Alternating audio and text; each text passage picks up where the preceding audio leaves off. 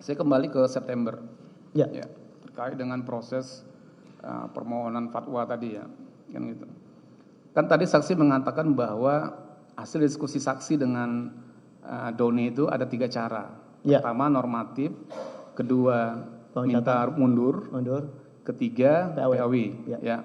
Yang normatif kan sudah dilaksanakan nih. Sedang menjalankan. KPU tidak setuju ya. Pada waktu itu kan Pada tidak akhirnya. setuju.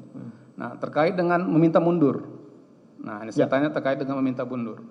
Nah, apakah saksi pernah bersama Doni meminta supaya Rizky Aprilia itu mundur? Jadi Pernah nggak? begini Pak Jaksa, Ya. setiap hari saya ketemu sama Doni saat itu. Iya. Dan di situ kita progres perkembangan kita cermati. Ya. Kita mulai melihat ada indikasi ini agak nggak mudah Nggak mudah. barang ini. Ya. Karena situasi di KPU sendiri. Dan sudah terlanjur, sudah ada putus. Maka kemudian kita cari alternatif apa ini sambil paralel. Ya. Maka kemudian Doni mau nemuin Rizky untuk minta mundur saat itu. Ya. Nah kebetulan hari itu Rizky lagi di Singapura. Itu sekitar bulan berapa? Tanggal berapa Mas Iman? Ah itu ada di BAP saya Pak Jaksa. Ya, sebentar.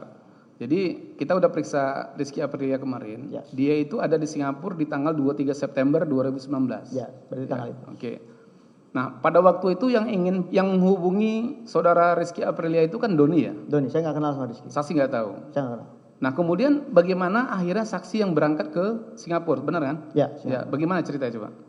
ya saat itu saya lupa Doni kenapa nggak bisa di Indonesia dan dia minta saya ke Singapura karena waktu itu saya sering bolak-balik Singapura. Pak Jaksa. Ya. Nah, terkait dengan Ya. ini nih, apa yang disampaikan Doni kepada saksi pada saat itu untuk menemui Rizky Aprilia? Ya dikasih misi untuk bagaimana Rizky bisa mau mundur dengan kompensasi. Begitu ya? Ya, Kemudian saksi berangkat tanggal berapa pada waktu itu? saya tanggalnya nggak ingat tapi di BAP saya ada.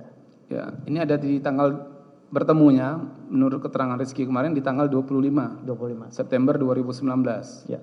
Nah, pada saat itu, pada saat saksi akan berangkat, saksi sempat komunikasi dulu nggak dengan Rizky bahwasanya yang berangkat saksi bukan Doni gitu Saya komunikasi ke semua pihak ke Rizky. Ke Apa Rizky. yang saksi sampaikan kepada Rizky? bahwa pada waktu itu? saya akan ke bahwa saya akan ke Singapura menemui Mbak Rizky. Itu ya. Gitu aja. Tapi sebelumnya saksi dengan Rizky belum kenal ya? Tidak. Tidak kenal. Nah, kemudian di tanggal 25 September itu ketemu di Singapura ya? Ketemu di Singapura. Sekitar pukul berapa pada waktu itu? Sore. Sore, sekitar pukul 17 ada? Ya bisa. Seperti itu ya. Di mana pertemuannya? Di hotel saya di Orchard. Di hotel tempat saya menginap. Shangri-La Shangri-La. Orchard, Ya. Singapura ya. Nah, proses pertemuannya bagaimana? Ya Pada saya waktu kontak bahwa saya sudah di sini. Sudah di hotel Shangri-La. Di hotel Shangri-La kemudian saya panggil. Ya. Nah, kemudian saksi ada pembicaraan dengan Rizky ya? Pembicaraan, dia tanya saya siapa. Sebentar. Oh, saksi tanya dulu dia saksi siapa? Rizky yang tanya saya siapa. Oke, saksi jelaskan. Apa yang Saya saksi sampaikan? jelaskan bahwa saya dapat perintah dari partai untuk menjalankan keputusan partai. Sebentar. Nah, pada saat bertemu di Shangri-La, pembicaraan itu di lobi, apa saksi membawa Rizky naik ke kamar? Jadi kebetulan saya ngambil kamar yang ada lobinya, Ya, yang ada ruang tamunya. oke. Itu di lantai 10 betul? Ya mungkin. Ya, oke. Itu Rizky Aprilia yang Jadi mengatakan. saya ada ruang tamu, di ruang tamu itu saya terima dia. Oke, pembicaraan di ruang tamu di hotel saksi ya? Betul. Nah, saya ingin lebih spesifik ya. Apa yang waktu itu saksi sampaikan kepada Rizky Aprilia terkait dengan misi yang saksi bawa ke Singapura atas permintaan dari Doni Tri Istiqomah pada waktu itu? Ya, saya sampaikan bahwa ini yang pertama, poin pertama adalah ada perintah partai. Ya. Yang kedua, poin kedua saya ditugasi. Yang ketiga konfirmasi. Ya, Pak, dia nggak langsung percaya kan saya siapa, Ya. karena nggak pernah ketemu juga saya. Ya, saya jelaskan bahwa saya diperbantukan untuk ini, untuk misi ini, untuk misi tugas ini. Terus kemudian saya konfirmasi ke Doni. Sebentar. Ya, makanya saya ingin spesifik gini. Perintah partai yang saksi sampaikan ke Rizky Aprilia itu apa? Ya itu nanti setelah ini, setelah konfirmasi ke Doni, dia yakin dan percaya bahwa saya itu memang utusan dari Doni, ya terlegitimasi oleh Doni, baru saya cerita. Oh, oke, sebentar ya. Jadi kan pada waktu itu kan saksi kan sebenarnya belum kenal sama Rizky. Belum. Ya. Kemudian saksi memperkenalkan diri, saksi itu membawa perintah partai pada Ya. waktu itu. Ya. Nah, kemudian Rizky Aprilia sepertinya ragu ya. Ragu awalnya. Ragu. Karena belum pernah ketemu Jadi saya. yang saksi lakukan pada waktu itu menghubungi Doni. Menghubungi Doni dan mengeluarkan semua dokumen partai. Oh, saksi menyerahkan dokumen partai. Dokumen partai, Mahkamah Agung, keputusan DPP dan sebagainya. Nah, pada waktu saksi menghubungi Doni, apa yang disampaikan Doni kepada Rizky Aprilia via telepon? Ya, bahwa ini ada Saiful itu memang kami ditugasi oleh Pak Sekjen untuk mengurus urusan PAW Harun ini.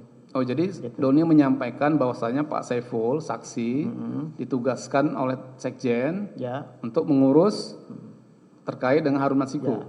Nah, permintaannya apa pada waktu itu kepada Rizky? Ini saya ceritakan kronologis, ceritakan kondisi bahwa ini ada satu hal yang memang karena gini, saya ngelihat di partai ini kan ada istilah tegak lurus, jadi terhadap keputusan bahwa ini udah DPP sudah memutuskan ini. Siapapun yang diputuskan seperti ini sebagai kader memang punya kewajiban apa? Menjalankan, mengikuti apa perintah. Jadi mundur. Jadi salah satu cara yang terbaik supaya ini kondusif, soft landing, ya ini diminta mundur. Oh, jadi saksi sudah menjelaskan panjang lebar, intinya saksi menyampaikan meminta supaya Rizky Aprilia mundur. Intinya itu, saya lobby secara baik-baik supaya dia punya kesadaran bahwa keputusan partai itu lebih tinggi daripada kepentingan dirinya. Begitu. Maka kemudian saya tuntut dia untuk melaksanakan moral dia sebagai kader. Sebagai kader ya, Pak. Nah, responnya Rizky gimana? Tadi kan saksi mengatakan ini kader udah berdarah-darah menangkan pemilu. Disitulah dia curhat, gitu, sampai nangis. Apa yang disampaikannya pada waktu itu? Intinya apa? Dia nggak mau. Dia nggak mau. Dia bilang, oke lah kalau ini keputusan partai, satu saya minta. Ibu Mega langsung yang minta, yang perintah. Baru saya mau mundur. Begitu. Itu pertemuan di Singapura ngomong gitu? Ya begitu. Seperti itu ya. Kemudian kan berarti deadlock ya? Deadlock. Rizky-nya menolak. Usahanya ya emang deadlock. Menolak. Terus saksi kan pulang? Pulang. Nah, saksi melapor kepada siapa hasil pertemuan dengan Rizky Aprilia tadi? Ya saya langsung ketemu Doni. Hah? Ketemu Doni. Ketemu Doni. Ya. Lapor bahwasanya Rizky menolak. Iya. Ada lapor ke terdakwa? Saya dari awal keberangkatan juga lapor. Oh, dari awal sudah lapor ke terdakwa? Saya lapor, saya mau ke Singapura. Ya. Terus kemudian ke Rizky, ke Doni. Seperti itu. Harun ya? juga. Nah, pada waktu saksi melapor ke terdakwa untuk berangkat ke Singapura itu, respon terdakwa apa pada waktu itu? Saya lupa jawabannya. Biasanya beliau kalau tidak jawab ya bilang oke. Oke, seperti itu ya. Tapi ada lapor ya? Saya selalu lapor setiap langkah. Oke. Nah, kemudian terkait dengan tindak lanjut penolakan oleh Rizky Aprilia tadi, apakah kemudian saksi mengetahui ada surat dari DPP yang mengundang Rizky Aprilia untuk datang ke DPP dan ketemu dengan terdakwa? Tidak. Saksi nggak mendapat informasi lagi ya? Ya.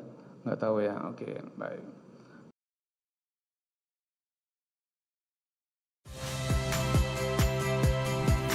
Saya Harjuno Pramendito. Saksikan program-program Kompas TV melalui siaran digital, pay TV, dan media streaming lainnya. Kompas TV, independen, terpercaya.